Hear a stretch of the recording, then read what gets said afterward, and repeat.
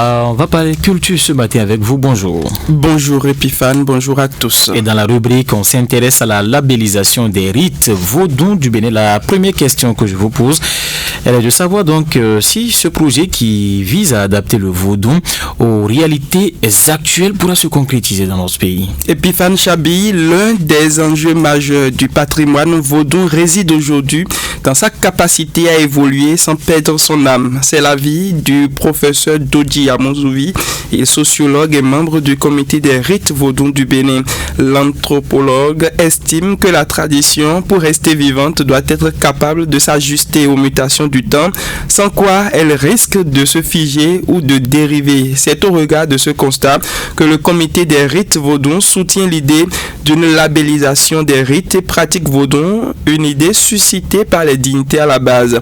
Il s'agira concrètement d'un mécanisme qui permettrait d'identifier, bien entendu, ce qui doit être conservé dans ce secteur, ce qui mérite d'être amélioré et ce qu'il faut abandonner lorsque certaines pratiques ne correspondent plus aux exigences contemporaines. Pour Dodi Amozouvi, cette clarification est indispensable pour garantir la pérennité et la cohérence du culte dont la richesse repose sur un équilibre subtil entre tradition et modernité. Dodi Amozouvi. Le constat, il est simple, le constat, il est clair.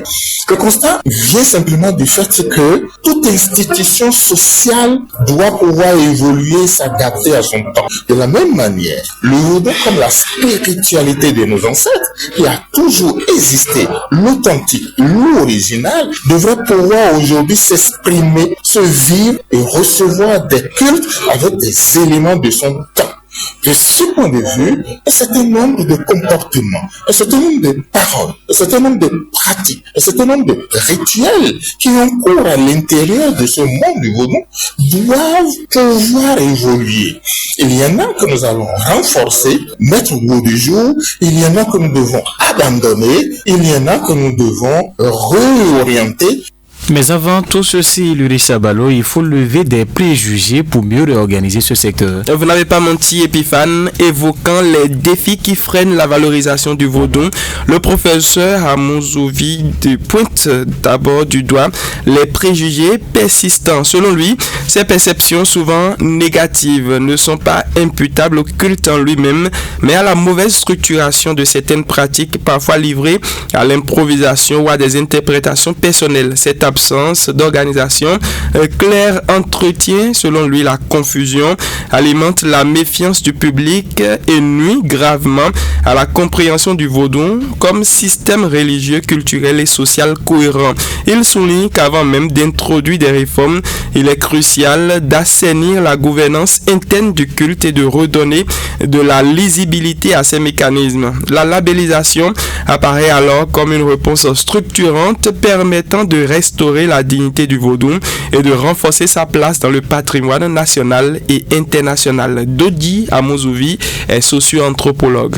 Beaucoup de discrédits, beaucoup de préjugés ont été jetés sur cette spiritualité ancestrale. On dit le vaudou est sorcellerie, le vaudou est beau, le vaudou est méchant, le vaudou est mauvais. Il n'y a que pour le vaudou qu'on le dise. On ne le dit pas pour les autres religions alors que c'est une question humaine. Partout il y a des hommes, il y a du bon et puis il y a du moins bon. Nous avons décidé ensemble avec les dignitaires donc de lever un certain nombre de pratiques à un label. Nous abandonnerons ce qui n'est plus convenable, puisque toutes les religions ont fait ça. Aujourd'hui, les vaudous et les vaudouins estiment que verser du sang partout, mettre les carcasses des animaux qu'on a immolés au vaudou, pour que 2-3 jours après, votre passage soulève une odeur nauséabonde ou une forêt de mouches vertes, vous tenant presque au collet, ces choses-là, nous devons pouvoir évoluer là-dessus, les corriger, les adapter, pour que le monde du vaudou, les pratiques du vaudou ne soient plus répugnantes. Alors, Ulrich, cette démarche, il faut le préciser, intervient dans un contexte où les dérives et des faux marabouts sont aujourd'hui d'actualité. Et c'est une réalité, vous le savez, Epiphane. La nécessité de labelliser les rites vaudous prend encore plus de sens dans un contexte où prolifèrent des charlatans se prétestant comme marabouts et proposant des services aussi utopiques que frauduleux. Multiplication d'argent, on en parlait dans la semaine. Oui. Rituels express ou solutions miracles à des problèmes complexes complexe. Pour les dignitaires, ces dérives entachent gravement l'image du vaudou et constituent une menace pour son authenticité. La labellisation, en identifiant clairement les dignitaires y arrivent légitimes, en définissant des normes et en établissant un cadre institutionnel, offrirait une protection contre ces pratiques abusives.